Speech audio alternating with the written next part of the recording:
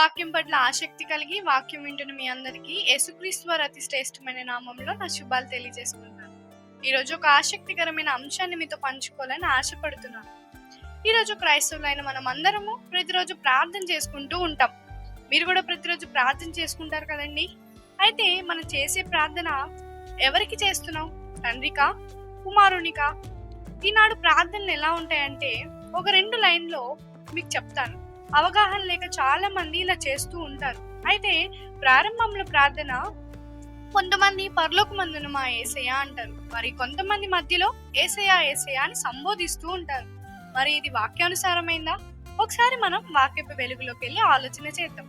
మత్తయి రాసిన సువార్త 6వ అధ్యాయం 9-10 వచనాలు మనం చూసినట్లయితే అక్కడ మనకి వాక్యం ఎలా చేయాలో నేర్పిస్తూ చెప్తారనమాట.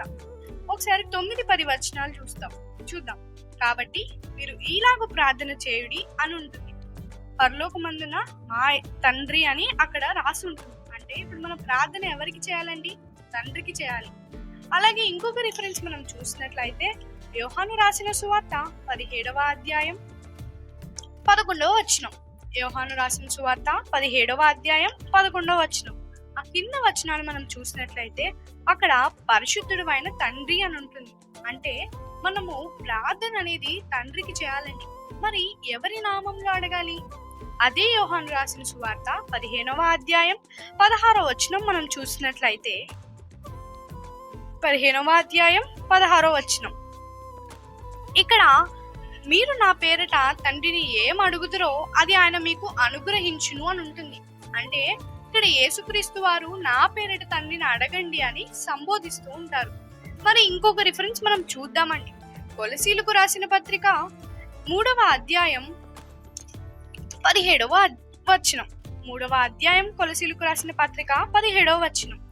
ఇక్కడ మనం చూసినట్లయితే మాట చేత గాని క్రియ చేత గాని మీరు ఏమి చేసినను ప్రభు అయిన యేసు ద్వారా తండ్రి అయిన దేవునికి కృతజ్ఞతాస్తుతులు చెల్లించుచు సమస్తము ఆయన పేరిట చేయుడి అంటుంది. ఇక్కడ ఆయన అంటే యేసుక్రీస్తు వారి పేరిట అని అంటుంది.